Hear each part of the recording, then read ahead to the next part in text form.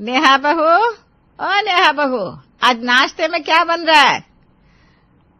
बस मम्मी जी नाश्ता तैयार है। नाश्ते में आज मैंने उत्तपम बनाया है, क्योंकि 2 दिन से बारिश के कारण बड़ा ही ऑयली नाश्ता बन रहा था ना, कभी पकोड़े कभी कचौरी।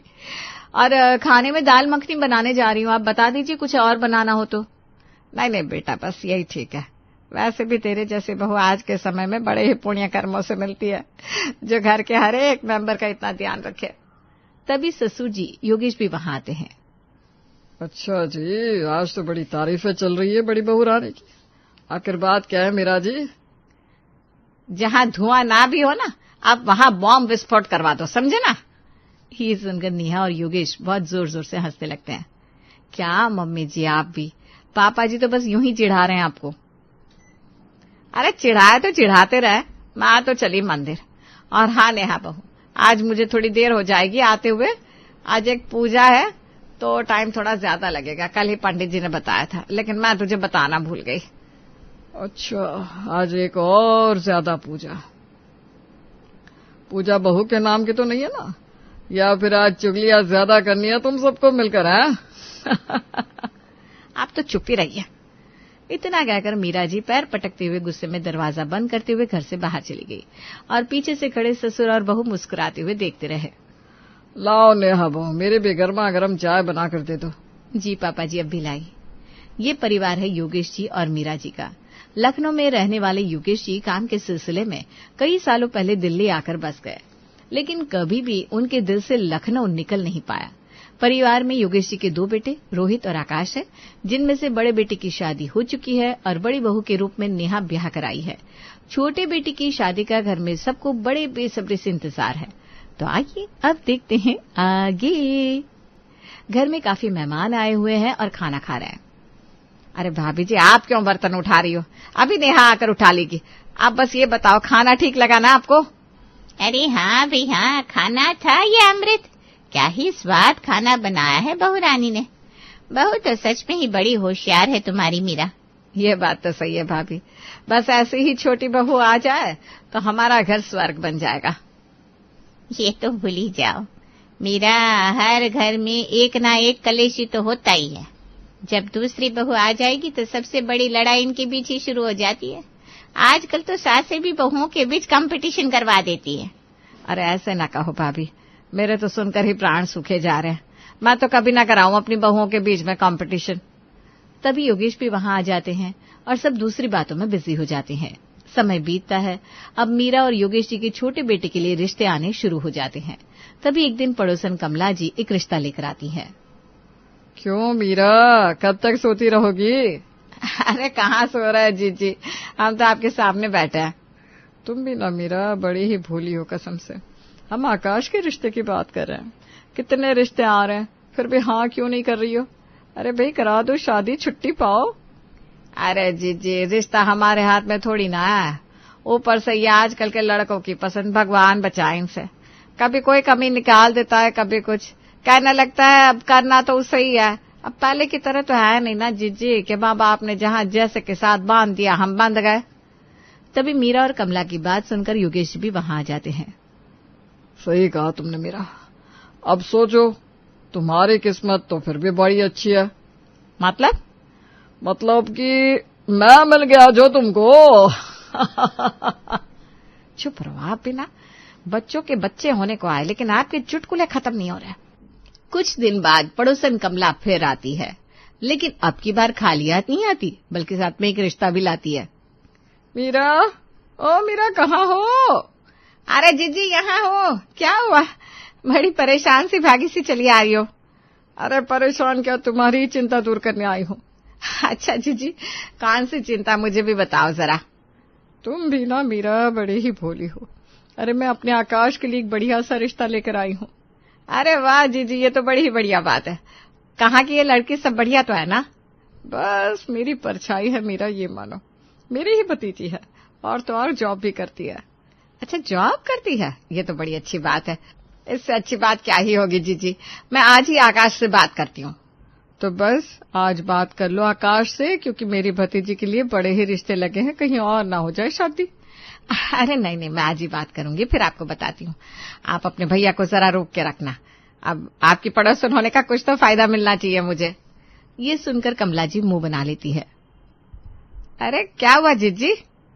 तुम अभी तक हमें पड़ोसन ही कह रही हो? अरे भाई, अब हम समधन बनने जा रहे हैं। छोटी बहन की गलती को माफ कर देना जीजी। शाम को आकाश के ऑफिस से आती ही मीरा जी अपने बेटे आकाश को अपने पास बिठाती है। बेटा आकाश, यहाँ आओ। क्या हुआ माँ? आज आप इतनी सीरियस क्यों लग रही हो? क्या बात होगी? अरे यहाँ बैठो। मैं ये कह रही थी कि आज बगल वाली कमला आंटी अपनी भतीजी का रिश्ता लेकर आई है। अच्छा। अरे ऐसे मुंह बना रहे हो, सुनकर उछल पड़ोगे। लड़की जॉब करती है, जॉब। आकाश ये सुनकर खुश हो जाता है। तभी नेहा भी सबके लिए चाय लेकर आती है। क्या हुआ मम्मी जी, आज आप बड़ी ही खुश नजर आ रही हो। हाँ नेहा बहू, तू अभी मार्केट से आई है ना, तू भी यहाँ बैठ। आज दोपहर में कमला आंटी आई थी, बगल वाली।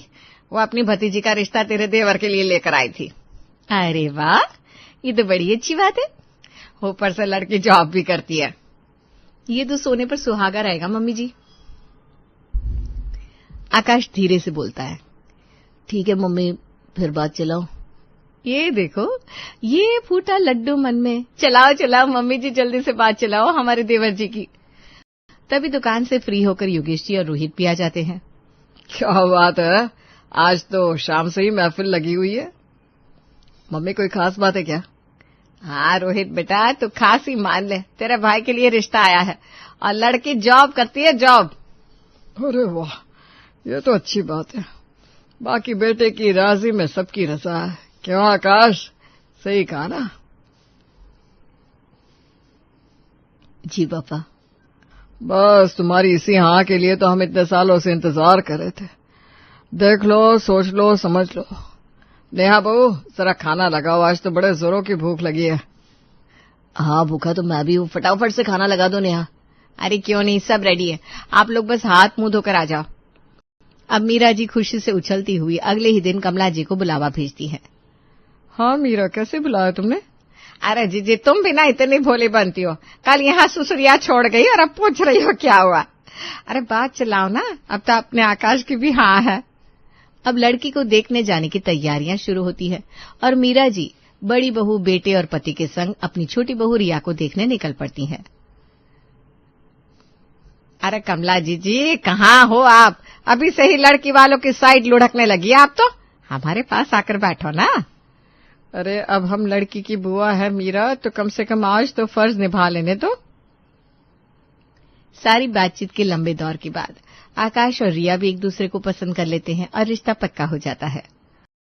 रिया, तुम हमारे घर में बहू नहीं, बेटी बनकर आओगी। देखो, ये बैठी है सामने तुम्हारी जेठानी। कभी किसी चीज की कमी नहीं होने दी मैंने अपनी बहू को। क्यों नेहा, तुम्हें बताओ, कभी ऐसा हुआ है क्या? नहीं नहीं, ऐसा तो सवाल ही नहीं उठता। बाकी अब रिया भी हमारे घर आ जाएगी तो अब हम एक से भले दो हो जाएंगे। अब पूरे घर पर हमारा ही राज होगा। क्यों रिया? जी भाभी। अरे मम्मी जी, रिया की आवाज तो इतनी धीमी है कि हमारे इतने बड़े घर में सुनाई भी नहीं देगी। अब मीरा जी खुशी के मारे कभी इसको फोन करके बताए, कभी उसको फोन करके बताए कि उनके बेटे का रिश्ता पक्का हो गया है। और उन सबसे भी बड़ी बात ये थी कि जॉब वाली बहू मिली है। भाई, मीरा जी अपनी ननद गायत्री से फोन पर बात कर रही है। दीदी, आपको तो आना ही होगा, वरना मेरे अकेले से शॉपिंग नहीं हो पाएगी। हाँ दीदी ठीक है, हम अगले हफ्ते चलेंगे ना शॉपिंग के लिए। अब अगले हफ्ते नेहा, मीरा जी और उनकी ननद शॉपिंग के लिए मार्केट जाती हैं। मम्मी जी ये देखिए, ये साड़ी कितनी सुंदर है, रिया पर बहुत अच्छी भी लगेगी। देखो तो दीदी कैसी लग रही है, बताओ। साड़ी तो ठीक है भाभी, लेकिन अब तुम्हारी छोटी बहू जॉब वाली आ रही है। जॉब वाली लड़कियां ऐसे साड़ी नहीं पहनती। अच्छा ऐसी बात है क्या? तो तुम मुझे बताती चलना, क्योंकि अब देखो हमारी बड़ी बहू तो जॉब नहीं करती, तो हमें भी कोई आइडिया नहीं है। अब नेहा जो भी चीज बताती, मीरा जी उसे ये कहकर मना कर देती, नहीं नहीं नहीं, ऐसी चीजें जॉब वाली लड़कियां यूज नहीं करती। लेकिन स्वभाव से बेहद समझदार नेहा इन बातों को इग्नोर करती रहती है। धीरे धीरे करके शादी वाला दिन आ जाता है और ब्याह कर छोटी बहू के रूप में रिया घर आ जाती है। रिया, तुम इस घर में आराम से रहना। तुम्हें किसी भी तरह की कोई भी परेशानी हो तो मुझे बताना। मैं हूं ना तुम्हारी बड़ी बहन, तुम्हें किसी भी तरह की कोई टेंशन लेने की जरूरत नहीं है। अरे मैं भला क्यों घबराने लगी भाभी, मैं भी तो आप ही की तरह इस घर की बहू हूँ और मेरा भी इस घर पर उतना ही अधिकार है जितना आपका है। नेहा रिया की तरफ से ऐसा उत्तर पाकर अवाक रह जाती है, क्योंकि उसे अपनी नई नवेली देवरानी से ऐसे उत्तर की बिल्कुल उम्मीद नहीं थी। उसका हमेशा से ही एक सपना था कि उसकी देवरानी आए और वो उसके साथ बहन की तरह रहे। तुम तो वाकई में बड़ी समझदार हो रिया। आओ चलो खाना खाते हैं, सब तैयार है, सब बाहर इंतजार कर रहे हैं, बाकी सारे लोग भी हैं, घर में सबको निपटाना है। हाँ, समझदार तो मैं बचपन से यूं सब कहते हैं। सब खाने की टेबल पर बैठे हैं। रिया तुम भी खाना खाने बैठ जाओ, मैं गरम गरम फुलके बनाकर सबको खिला देती हूँ। नहीं भाभी, मैं सबको परोस देती हूँ। अरे आज तो क्रेडिट लेने का बढ़िया मौका है। रिया सबको खाना परोसती है। खाना तो बड़ा ही टेस्टी बनाया है रिया बहू। थैंक यू पापा जी। सारा खाना तुमने ही बनाया है बहू? जी बुआ जी, कैसा लगा आपको? बहुत ज्यादा टेस्टी है, कहीं से कहीं तक कुछ भी कम नहीं है। अरे हमारी बहू है ही इतनी होशियार, ऐसी लड़कियां तो ढूंढने से भी नहीं मिलती। हाँ भाभी, बात तो सही है, बड़ी बहू तो है ही होशियार, अब छोटी भी होशियार आई। अरे छोटी तो और 4 कदम आगे है, जॉब वाली बहू मिली है, जॉब वाली। ऐसी वैसी थोड़ी ना है दीदी। ये सारी बातें रसोई में खाना बना रही नेहा के कानों में भी पड़ रही थी और कहीं न कहीं उसे चुभ भी रही थी। इसलिए नहीं चुभ रही थी क्योंकि रिया की तारीफ हो रही थी, बल्कि इसलिए कि उसके बनाए खाने का पूरा क्रेडिट रिया सिर्फ और सिर्फ परोसने से ले रही थी। फिर एक दिन बीतने लगते हैं, लेकिन रिया की हरकतें दिन ब दिन और बढ़ती जा रही थी। और तो और अब सासू माँ भी हर जगह अपनी बड़ी बहू को इग्नोर कर रही थी, जिसका पूरा फायदा अब रिया उठा रही थी। रिया अपने कमरे में बैठी थी और अपनी माँ से फोन पर बात कर रही थी। क्या हुआ रिया, कुछ परेशान सी लग रही है? हाँ माँ, ये सब घर के काम मुझसे नहीं होते यार। सुबह सुबह काम करके जाओ, फिर रात में आकर फिर काम करो। तू और तेरी जेठानी 2 लोग तो है ना, और वो तो घर पर ही रहती है, तो तुम अपने अपने काम बांट लो। अरे माँ, वो कुछ काम नहीं करती, सारा काम मुझसे करवाती है। अच्छा ऐसा है क्या? बड़ी ही पक्की है तेरी जेठानी। चलो मम्मी, फोन रखती हूँ। रिया फोन रख देती है। अरे ये मम्मी भी ना बस मुझे ही काम करने को कहती रहती है। मैं क्या करूं जिससे बिना काम किए ही सासू माँ की लाडली बनी रहूं। बेचारी मेरी सीधी सी जेठानी जी। यस, ये आइडिया बढ़िया रहेगा। अब ये हुई ना बात। भाभी, अब मेरी ना ऑस्ट्रेलियन शिफ्ट टाइमिंग हो गई है, तो अब मैं इवनिंग में जाकर लेट नाइट आया करूंगी। अच्छा रिया, कोई बात नहीं। वैसे क्या है तुम्हारी टाइमिंग? भाभी मेरी टाइमिंग दोपहर के 3 बजे से है, तो मैं 1 बजे निकल जाया करूंगी और रात को आते आते 2 बज जाएंगे। अच्छा कोई बात नहीं, अब तुम्हारी जॉब है तो वो तो करना ही है। तुम अपनी जॉब पर कंसंट्रेट करो, बाकी मैं संभालूंगी। रिया मन ही मन बड़ा खुश होती है। ये हुई ना बात, अब कल ही ऑफिस जाकर शिफ्ट चेंज के लिए पेपर डाल देती हूँ। अब रिया हर रोज 1 बजे घर से निकल जाती, जिससे उसे ना तो दोपहर का खाना बनाना पड़ता और ना ही डिनर रेडी करना पड़ता। और तो और लेट आने के कारण अब लेट सोकर उठती तो ब्रेकफास्ट का भी टेंशन खत्म। अब सारा का सारा लोड नेहा के ऊपर से सासू माँ का एक ही ताना, लो ना आप भी सुन लो। अब जॉब कर रही है तो खाना कैसे बनाएगी? जॉब कोई हंसी खेल थोड़ी ना है जीजी। वही तो, अब मेरी भतीजी है ही सर्वगुण संपन्न। नेहा सब सुनकर मन ही मन मुस्कुरा रही थी।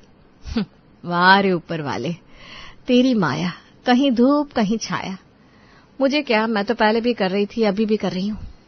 बाकी मुझे पूरा भरोसा है कि रिया को एक दिन अपनी गलती का एहसास जरूर होगा, क्योंकि जो गलती करता है उसे पता होता है कि उससे गलती हो रही है। फिर एक दिन सासू माँ रिया को अपने पास बुलाती है। रिया बहू, कल हमारे घर में सत्यनारायण भगवान की पूजा है। अच्छा मम्मी जी। उसमें ना साबुत मूंग दाल की खिचड़ी बनती है।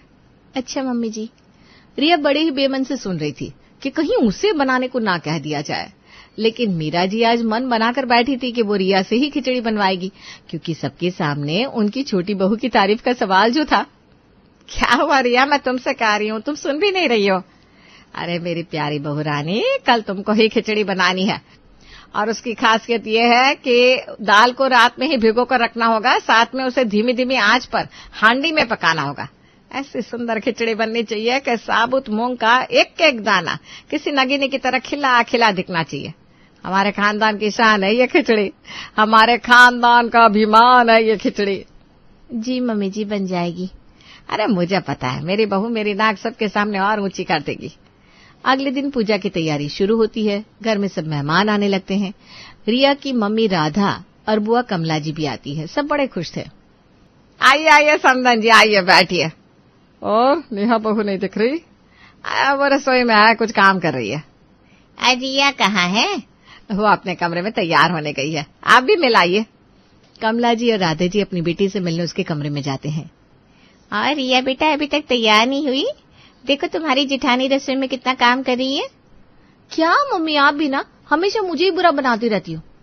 चलो आओ, पूजा के लिए चलते हैं। हाँ हाँ चलो, मैं भी पूजा के लिए आई हूँ। मीरा के यहाँ का साबुत मूंग दाल की खिचड़ी का प्रसाद जैसा कहीं मिलता नहीं। क्यों रिया, आज भी वही बना होगा ना? साबुत मूंग दाल की खिचड़ी? ये सुनकर तो रिया को जैसे करंट लग गया। हाँ बना है, चलो आप लोग पूजा में बैठो, मैं अभी आती हूँ। इतना कहकर रिया ट्रेन की स्पीड से भागकर रसोई में जाती है और फटाफट से जाकर गैस पर मूंग दाल और चावल डालकर रख देती है। रिया, आज तो तू गई काम से, इतनी बनी बनाई इज्जत आज सब खत्म। हे भगवान, अब क्या होगा? तभी कुकर 3-4 सीटी मारता है और बाहर से आवाज आती है।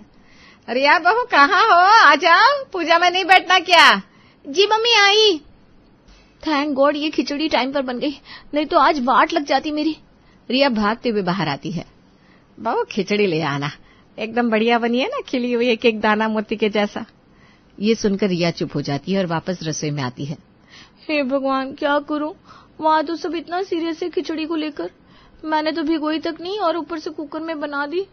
ये खिचड़ी का तो हलवा बन गया है, क्या करूं? ये कहकर रिया जोर जोर से रोने लगती है। तभी कोई उसके कंधे पर हाथ रखता है। जाओ रिया, खिचड़ी ले जाओ। खिचड़ी? ये तो हलवा है भाभी, मम्मी जी ने कहा था एकदम खिली खिली। अरे ये नहीं, वो देखो, वो हांडी उठाओ और ले जाओ। नेहा दूर कोने में रखी हांडी की ओर इशारा करती है। लेकिन वो कहाँ से आई भाभी? मैंने आज सुबह ही बना ली थी, क्योंकि मैं जब कल रात रसोई में आई तो दाल भिगोई हुई नहीं थी, तो मैं समझ गई थी। और ये खिचड़ी हमारे खानदान की इज्जत है रिया। अब जाओ, सब बाहर इंतजार कर रहे हैं। लेकिन भाभी ये आपने बनाई है तो इस पर आपका हक है। अरे पगली, जैसे आज तक करती आई है बस वैसे ही कर दे। इतना सुनते ही रिया जोर जोर से रोने लगती है। मुझे माफ कर दो भाभी, मुझसे गलती हो गई। अरे कोई बात नहीं, आज तुम्हें एहसास हो गया ना, मेरे लिए यही काफी है। आओ चलते हैं। और फिर रिया पूरी तरह बदल जाती है।